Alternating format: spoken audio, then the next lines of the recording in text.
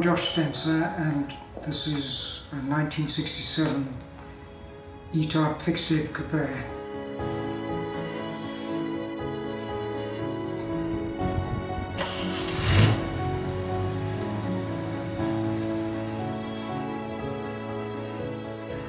As an art student many years before, I had a very simple axiom drummed into my mind, and that was simply form follows function. And pure design is always an expression of that. There is no better example than a Jaguar E Type. It's designed to do one thing supremely well, and that is go very rapidly in one direction. And everything about the car flows from that simple premise. It's called a Series 1.5, although Jaguar never ever acknowledged that mark number. It's visually identical to a Series 1 except for the open headlamps. So the car is a bit of a hybrid, and because the changes that Jaguar were introducing came so rapidly, very few of these cars are actually identical.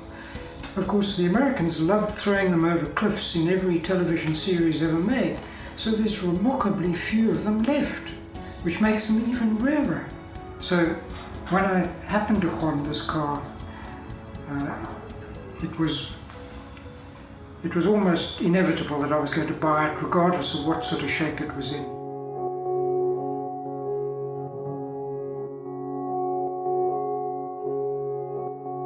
Frankly, I was a little bit underwhelmed because the car was looking rather tired.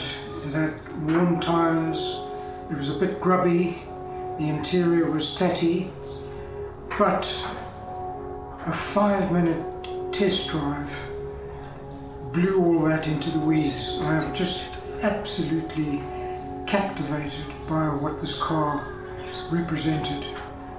So I got out my checkbook and I bought the car straight away.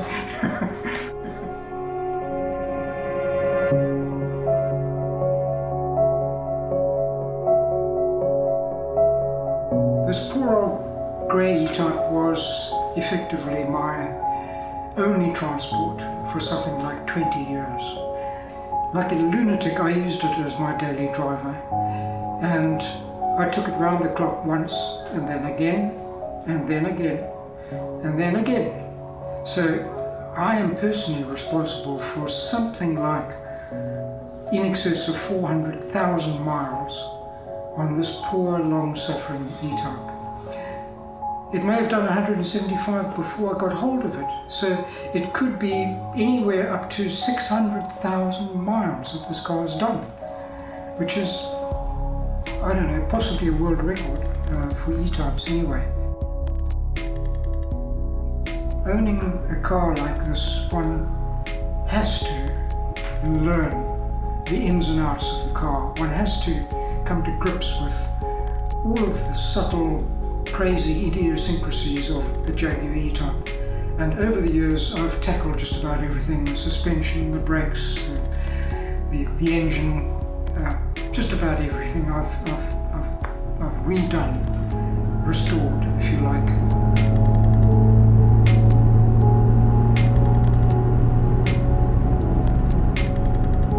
Some very wise man many years ago said that the E-Type Jaguar was the greatest Crockett Catcher ever invented by man. Now, I'm very happy to endorse that opinion because some extraordinarily beautiful women have sat in that passenger seat, and they wouldn't have sat there if I'd been driving a Volkswagen Beetle.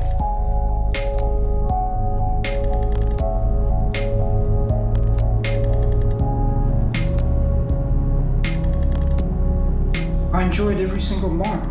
I loved it. I'd jump into it in Joburg and drive virtually non-stop to Cape Town. I'd be in the middle of the Karoo, the sun would be going down. I'd hear that engine droning away, just absolutely hypnotic. The road was dead straight. played relatively empty, the petrol tank was full, and there was just like no tomorrow. It was just that moment, just go, go, go. And it's an indescribable feeling. It's almost intoxicating in a way. You don't want the journey to end. You just want to keep traveling. It's just absolutely superb.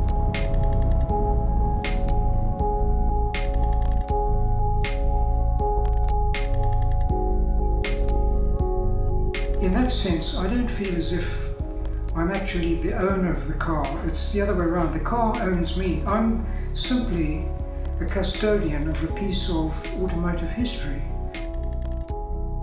This car is a bit like a part of me. There's no other way to put it, and I couldn't part with it. It's inconceivable, unthinkable.